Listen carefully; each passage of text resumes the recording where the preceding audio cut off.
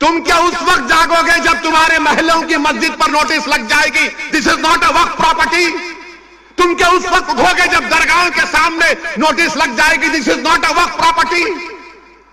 तुम क्या उस वक्त उठोगे जब कब्रिस्तान में जाकर कह दिया जाएगा कि तेरे अब्बा की खबर पर तू शबे बारात के दिन आकर फूल नहीं चढ़ाएगा, ये वक्फ प्रॉपर्टी नहीं है? तुम उस वक्त रोगे, तुम उस वक्त जागोगे जब कयामत का सूर फूंका जाएगा। ये वक्त है उठने का। अपनी क़यादत को बनाओ, अपने नुमाइंदों को कामयाब करो। यकीनन हराओ मोदी को, यकीनन हराओ शिंदे को, बल्कि अगर ताकत है तो उखाड़ कर फेंको इन लोगों को।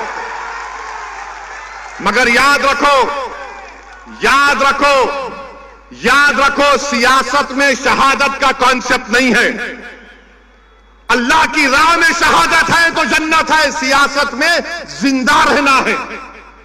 तुम जिंदा रहोगे तो नेक अमाल करोगे, तुम जिंदा रहोगे तो काम करोगे। अगर एमआईएम पार्टी के 3 एमपी होते, अख्तरुल ईमान और इम्तियाज जलील मेरे साथ होते, मोदी 10 बार सोचते थे ये बिल को लाए ना लाए। मगर आप थाली मार रहे हैं, आप लोग थाली मारते हैं। अगर हमारे 3 एमपी होते, वो कानून या वो बिल नहीं आता जिसके जरिए नरेंद्र मोदी उनकी सरकार वक्फ को खत्म करना चाहते हैं पूरे भारत में। कोई जायदाद वक्फ की नहीं रहेगी, मेरी बात मैं जिम्मेदारी के साथ कह रहा हूं। कोई जायदाद नहीं रहेगी वक्फ की। कलेक्टर को इतना पावर दे दिया जाएगा कि कोई भी कलेक्टर के पास जाकर बोलेगा, ये कलेक्टर साहब, ये जो यतीम खाना है, ये जो खानखा है, ये जो दरगाह है, ये जो मस्जिद है, ये वक्फ नहीं है।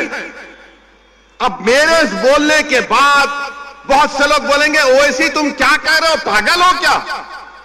कोई भी जाकर बोल देगा, अरे ये कानून में लिखा है, इस बिल में लिखा है। क्या लिखा है कि कोई भी रोड चलता आदमी जिसका वक्फ से कोई ताल्लुक नहीं होगा, वो जाकर कलेक्टर को बोलेगा इंक्वायरी ऑर्डर करो।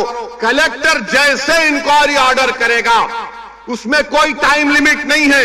जब कलेक्टर इंक्वायरी लिखेगा, इंक्वायरी कंप्लीट होने तक वो प्रॉपर्टी वक्फ की नहीं रहेगी। आप तो चले गई प्रॉपर्टी आपके हाथ से, दरगाह आपके हाथ से निकल गई, खानकाह आपके हाथ से निकल गई, मस्जिदें आपके हाथ से निकल जाएंगी, कब्रिस्तान आपके हाथ से निकल जाएगा।